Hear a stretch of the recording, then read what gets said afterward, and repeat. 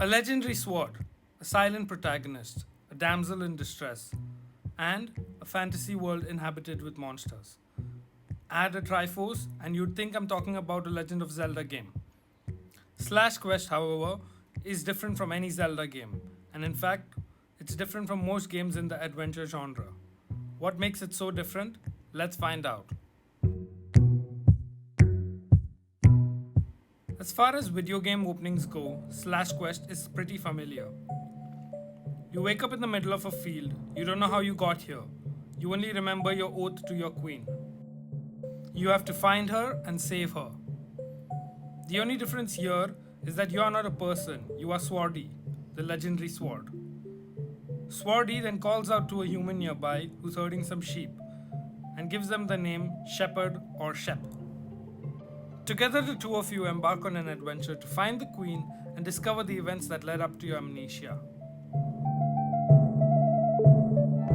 Swardy can't move by himself and needs Shepherd's help to go around the world.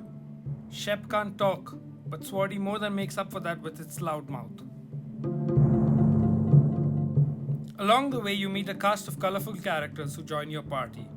However, instead of helping you directly in the levels, they help you by selling you items, offering challenges for rewards, or just some fun mini games. You can also do side quests for these characters, and these quests give you bonus rewards. Most of the story takes place over text dialogue between characters. The dialogue between the characters does get pretty funny and is worth reading through. While the story is not particularly interesting, the game makes up for it with its gameplay.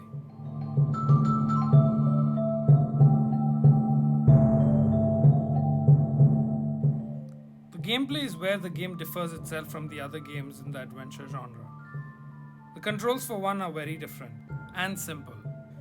You point Shep in a direction using the left and right buttons or the analog stick and press X to move them forward in that direction. It sounds like an old school overhead racing game.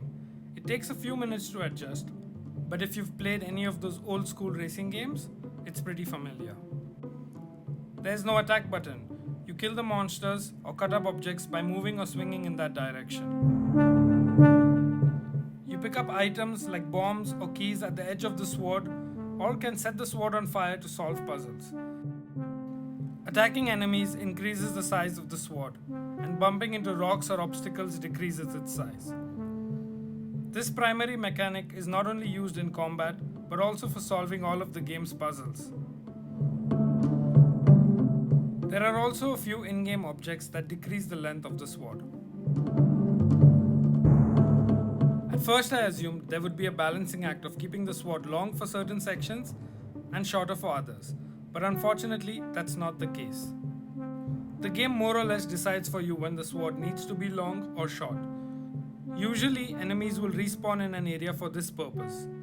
While this does make the game quite easy to play, the puzzles still require a little bit of creative thinking. Slash Quest is a good example of show, don't tell. There's 16 levels across 4 zones.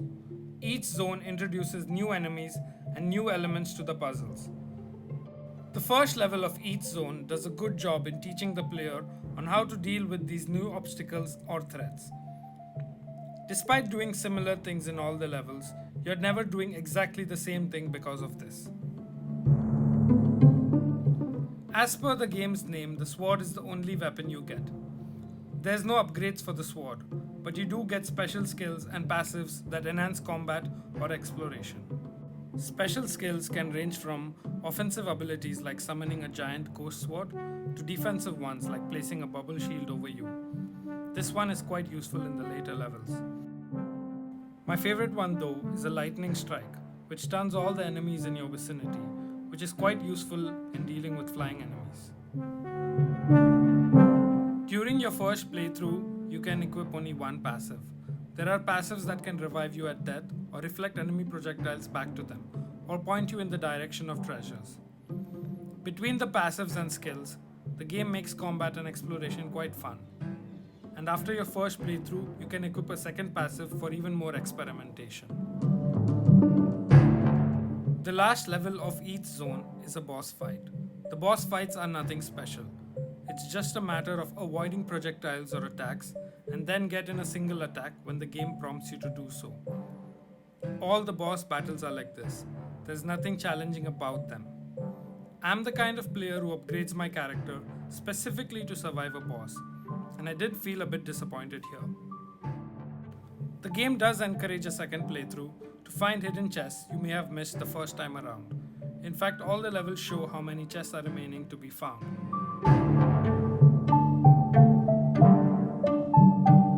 Besides finding hidden chests, the game offers other reasons to return to it. There's a challenge mode with about 20 different challenges and a few mini games where you can test your skills. There are also quite a few costumes and trails for the sword available as collectibles or purchased from a character. The art style is bright and vibrant. The music which accompanies the colorful graphics and gameplay is quirky, fun, and upbeat.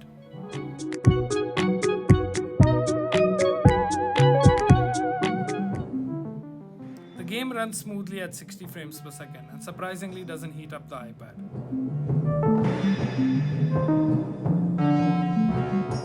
There aren't any graphical bugs, but I did encounter this one issue on a side mission at this point. I got stuck and I couldn't move my character around. I retried it multiple times for the game to get me stuck at the same spot, so I just quit. There weren't any bugs in the main missions, so maybe this mission is an exception. Despite its generic story, the vibrant art style, upbeat music, and interesting gameplay makes Slash Quest a unique experience and one that I highly recommend for all ages.